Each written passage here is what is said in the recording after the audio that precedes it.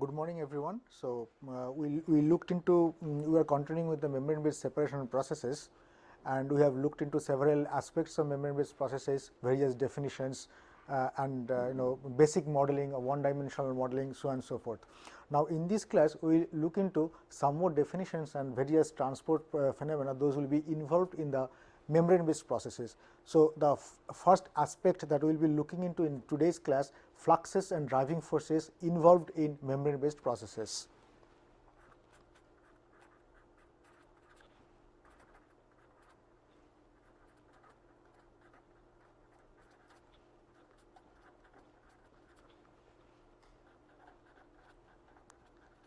Now, we already looked into the definition that separation of species occurs because of difference in transport rate.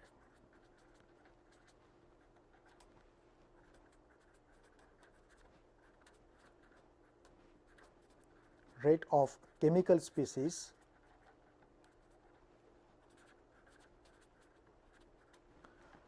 through the membrane.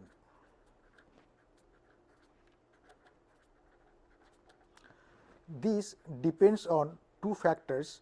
One is the mobility of the species, another is the concentration. Now, mobility will depend on the solute size and structure of membrane,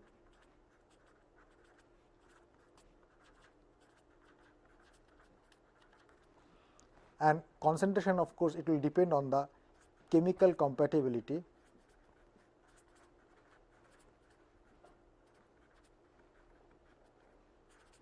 and interfacial properties. So, let us elaborate on this. Now, mobility of the species will depend on the solute size and structure of the membrane. If the solute size is small compared to the membrane size, for example, we were talking about let us say a salt solution, salt species in microfiltration membrane. In microfiltration membrane, the pore size is extremely large. On the other hand, the salt size is pretty small. So, there will be almost convection of the salt through the membrane pores. On the other hand, if the species size is comparative compared to the size of the membrane pores, then there will be hindered diffusion. So, there may be hindered diffusion, there may be free diffusion, that means it is a free convection case in case of solute. Depending on the solute size and the size of the ratio of the solute size to the pore size, the mobility of the species becomes very important. And concentration of the species through the membrane phase will entirely depend on the chemical compatibility and interfacial properties. For example, if we have a solid which is hydrophilic in nature, and if you have the material of the polymer which is hydrophilic, okay, so that will be more amenable to move through the membrane phase. If the solute is hydrophobic, then it will not be liking the hydrophilic environment of the polymer, and similarly other things. So, chemical compatibility and interface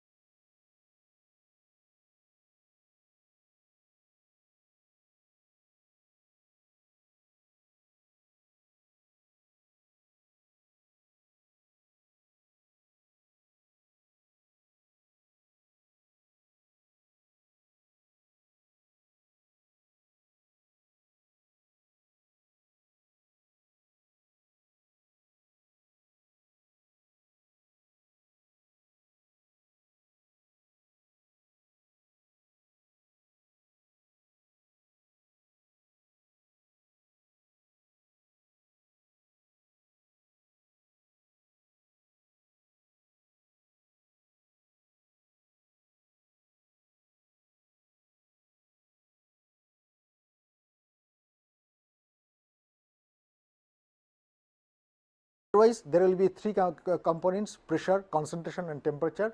All these three will constitute the chemical potential gradient.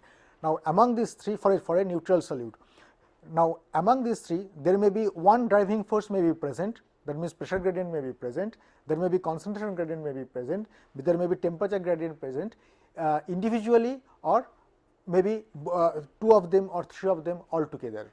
Okay. Now, the various transport laws through the membranes are classified into several categories. The first one is passive transport.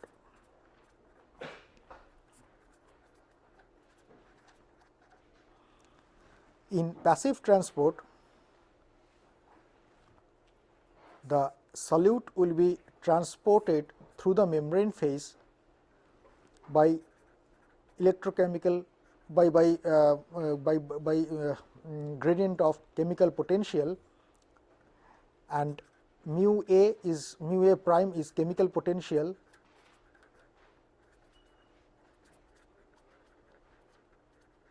in feed stream, and mu a double prime is chemical potential in permeate site or in the downstream.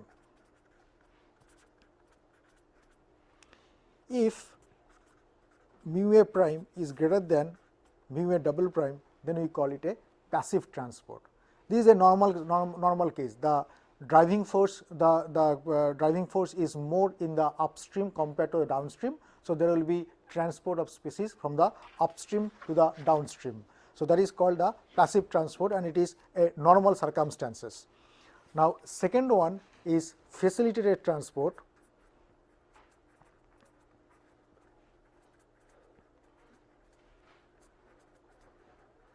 In this case also, the transport is from higher chemical potential to lower chemical potential, but the transport is facilitated by an external agent or a third agent present in the membrane phase.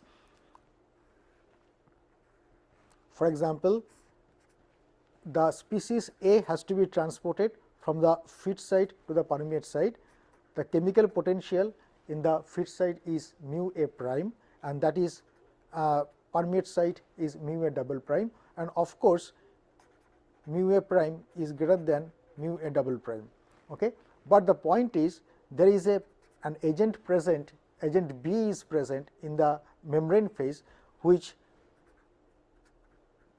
forms a complex A plus B with the permeating species A in the form of a complex AB, and that will be transported. So, here the transport rate will be more. Why? Because when A is coming into the membrane phase, it forms a complex AB. Therefore, the concentration of the species A in the membrane phase will be immediately 0. So, it maintains a maximum concentration difference between the membrane phase and the feed phase. So, therefore, more A will be coming into the membrane phase and the transport rate will be enhanced. Now, in the downstream, there is no A present at all in the membrane phase. So, there exists a stiff concentration gradient of species A from the in the membrane phase, in the polymer phase, from the feed site to the permeate site. Because of this gradient, this concentration driving force, the species will be transported towards the permeate side, and in the permeate side there is no A present. So, again it will be dissolved. So, basically AB, the complex AB again breaks down. This is a reversible one. The complex AB breaks down and the species A gets transported on the permeate site. Because of the presence of this external agent B in the membrane phase, the transport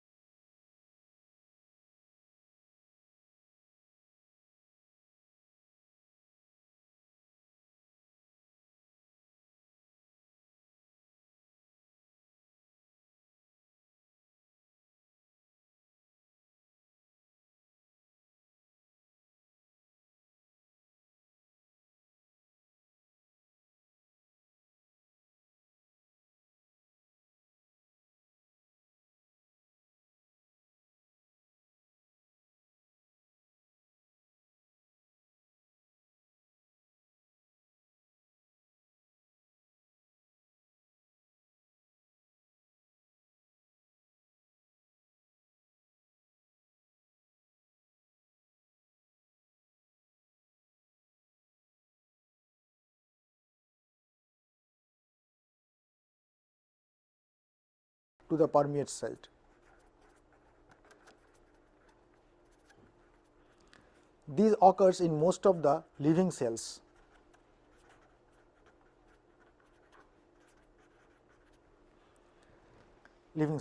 So, once we identify the, so these are the various transport laws which will be mechanisms which we will be encountering in membrane based processes, and in our course we will be basically looking into the first two transport laws. One is the facilitated transport, another is the passive transport. Now, we can now describe the transport process by phenomenological equation. Now, phenomenological equation is very important.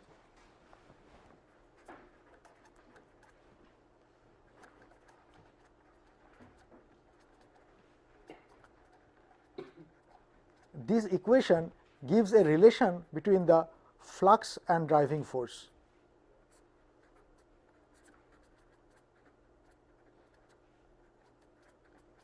This is also known as cause effect relationship. This cause effect relationship only says that there is a flux of a species if there is a driving force present in the system. See, it is basically the natural phenomena. That is why these equations are called phenomenological equations, and they are basically proportional. Flux is proportional to the driving force. Now, the proportionality constant becomes very important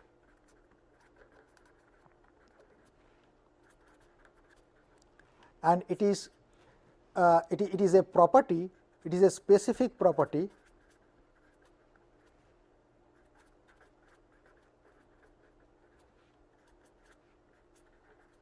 to the system that we are studying. Now, you have already studied various phenomenological equations. I will just give some examples and try to summarize this. Phenomenon involved, flux, driving force, constant or proportionality, that becomes a property of the system. The first phenomena you know is a Fick's law. The flux is mass flux, and what is the driving force? Concentration difference, concentration gradient. And what is the constant of proportionality? That is diffusivity. Second one is Ohm's law. The flux is basically electricity, charge per unit time. So, it is basically current, and driving force is basically electric potential difference gradient, and what is the constant of proportionality? It is the resistance, right. Third one is Fourier's law. The flux is heat flux, driving force is temperature gradient, and constant of property is thermal conductivity.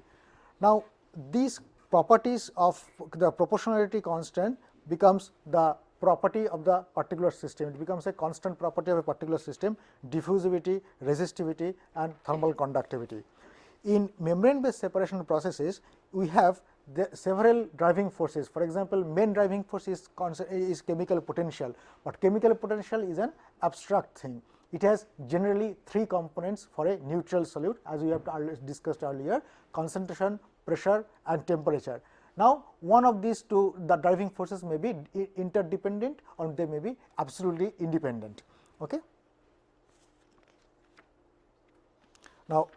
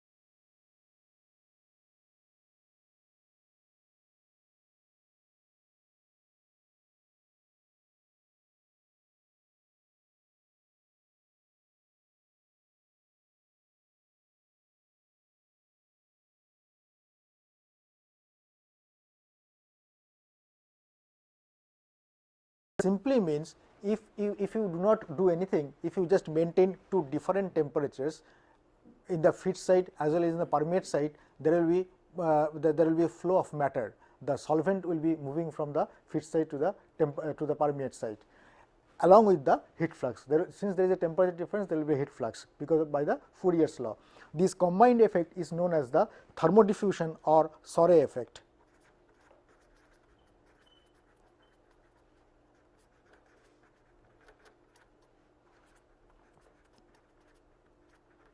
Similarly, concentration difference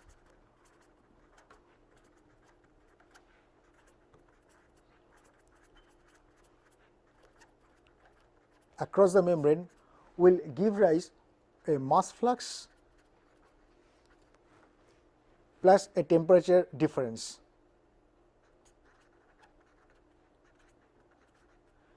Okay. This is just opposite to the Sorey effect and it is known as Dufour effect.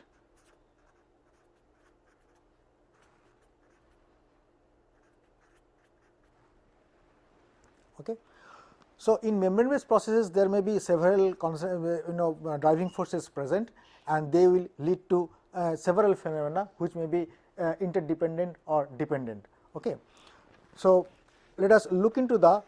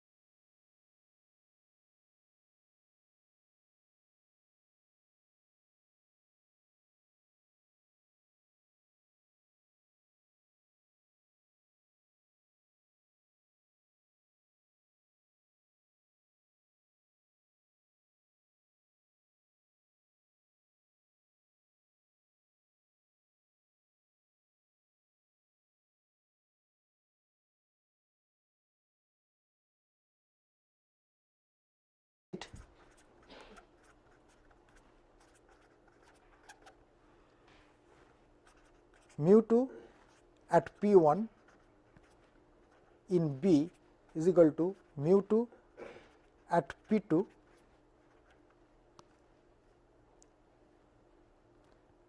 in A.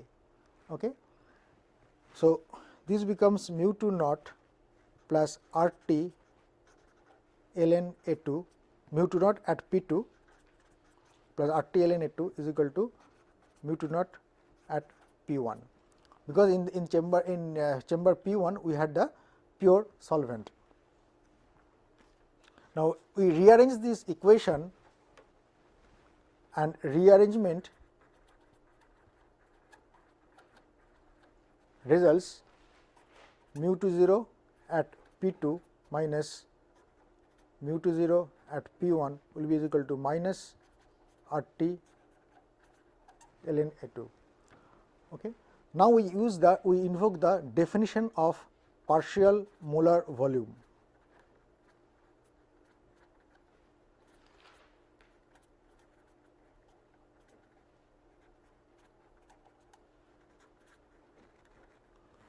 What is the definition? V I bar is basically partial molar volume of ith species.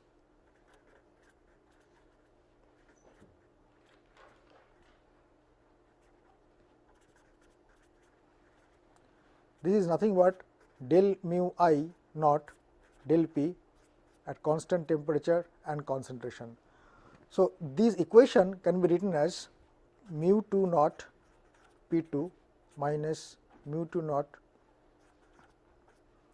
P 1 is equal to P 1 integration from P 1 to P 2 V 2 bar d P. Now, we assume that the molar volume does not change over the range of pressure P 1 to P 2. That means, V 2 bar can be treated as constant. So, it will be nothing but V 2 bar times P 2 minus P 1 if it is treated as constant within the small region. Okay. So, therefore, now we can combine this equation, and what is P 2 minus P 1? This is nothing but the osmotic pressure, because you are restoring the osmotic equilibrium. So, now combine this equation and this equation, you will be getting V 2 bar times pi is equal to minus R T ln A 2. So, this will give a direct relationship of osmotic pressure with the activity of the solvent and temperature, and of course, the molar volume of the solvent, and pi becomes minus R T by V 2 bar ln A 2. Okay. So, what is A 2? A 2 is basically solvent activity.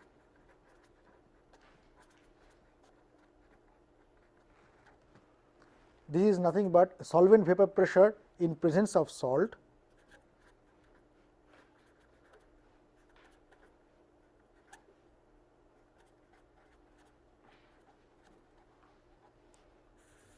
and this is pure solvent vapor pressure.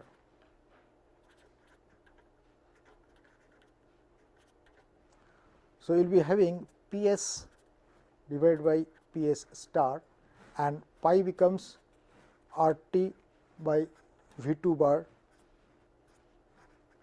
ln P s star by P s. Now, it is not always desirable, or you will be getting the data of solvent vapor pressure in presence of salt and pure solvent vapor pressure different temperatures, and it will entirely depending on the salt concentration, so on and so forth. So, therefore, more amenable form of osmotic pressure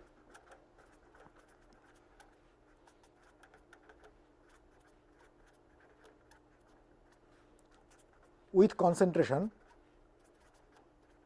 because solvent vapor pressure in presence of salt is entirely a function of the salt concentration.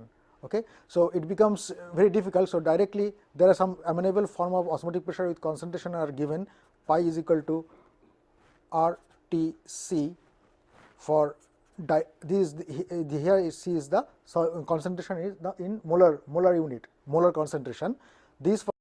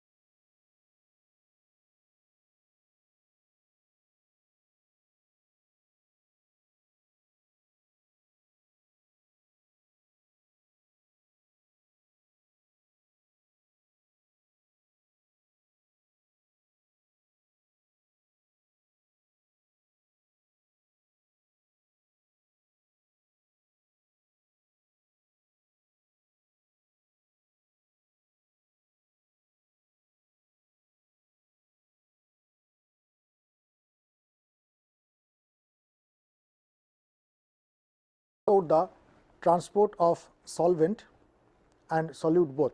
Okay. Now, there are certain assumptions before we start looking into the theory. What are the assumptions? Flux of ith species. What are the ith species? Different species, one is the solvent and another is the solute. Okay. Ith species may be a function of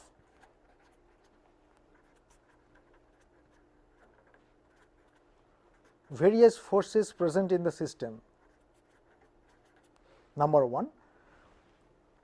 Number 2, under condition not far from equilibrium,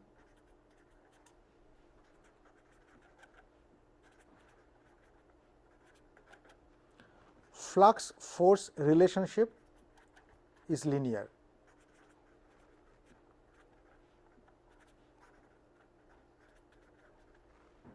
So, therefore, we can write Ni is the flux of molar flux of any species will be a summation of L I j times F j. Okay.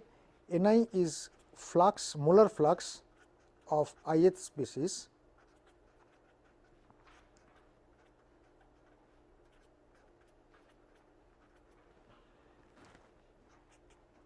F j will be the jth driving force and this summation is over j 1 to n. Let us say n number of driving forces are present, maybe concentration difference, maybe pressure difference, so on and so forth. And Lij are basically the proportionality constants and more often they are known as phenomenological constant.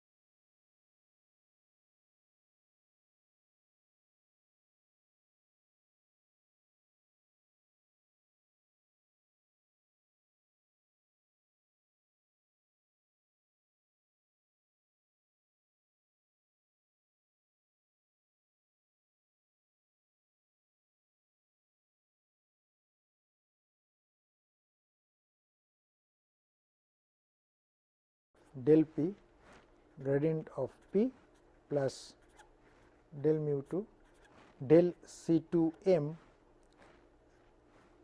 gradient of C 2 m. Now, what is C 2 m? C 2 m is basically the molar concentration of solute in barrier, that means in membrane phase. If you remember, we are writing the transport law of the solute and solvent within the membrane phase. Okay. In our system, we will be having this is the membrane phase, this is the feed side, this is the permeate side. Okay. So, this is x is equal to L, x is equal to 0 and this is x equal to L. What is L? L is the thickness of the membrane or the barrier, and C 2 m is the concentration over here in the membrane phase. That means, concentration of the solvent in the membrane phase, and you will be having a concentration in the upstream C 2 m prime and a concentration of solvent in the downstream C 2 m double prime. Okay. That is at the interface of the bulk and the membrane. Okay. So, this is basically steady state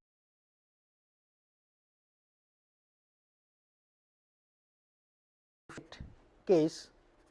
The equation can be integrated across the earlier equation across membrane thickness.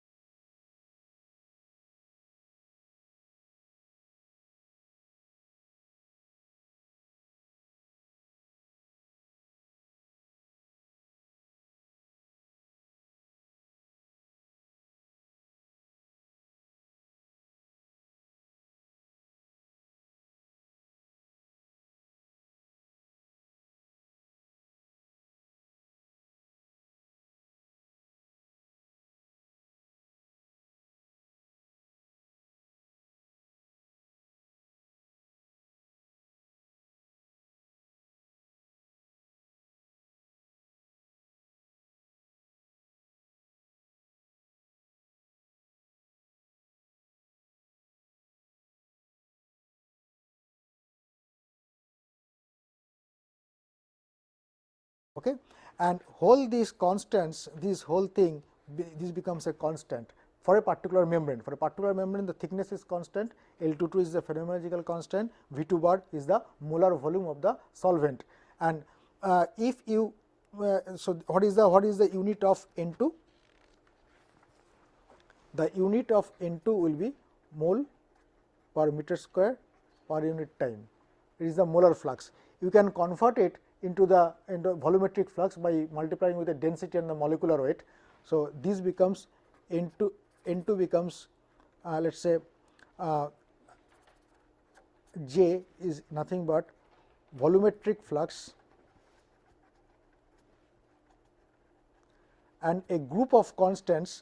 So, it will be another constant times delta p minus delta pi.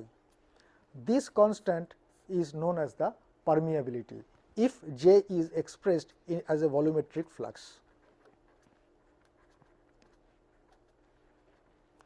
That means meter cube per meter square per unit time. You can easily convert mole per meter square second into meter cube per meter square second by invoking the factors of density, molecular weight, so on and so forth. Okay. So, J becomes L p times delta p minus delta pi. Okay. This L p is known as the membrane permeability.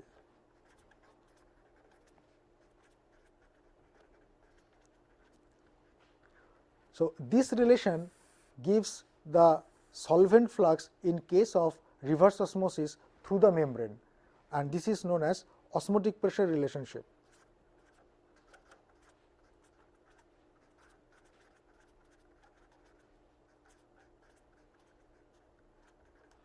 Or phenomenological equation, logical equation for porous membranes. It has another name, Darcy's law. Okay. So, volumetric flux of the solvent is proportional to a driving force. The proportionality constant is the membrane permeability. So, we had the proportionality constant as diffusivity in case of Fick's law. We had the proportionality constant as thermal conductivity in case of Fourier's law. We had the proportionality constant as resistance in case of the Ohm's law. We had the proportionality constant as membrane permeability in case of Darcy's law. Okay. Fine.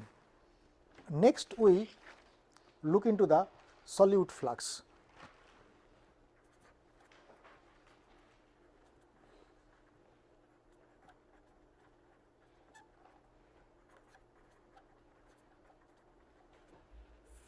Through the membrane.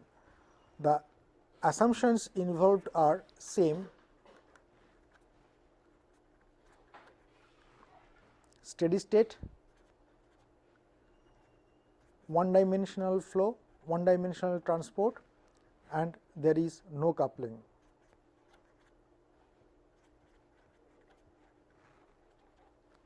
Okay.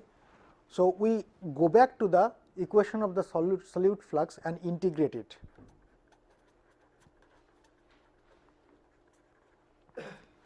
The solute flux expression over membrane thickness.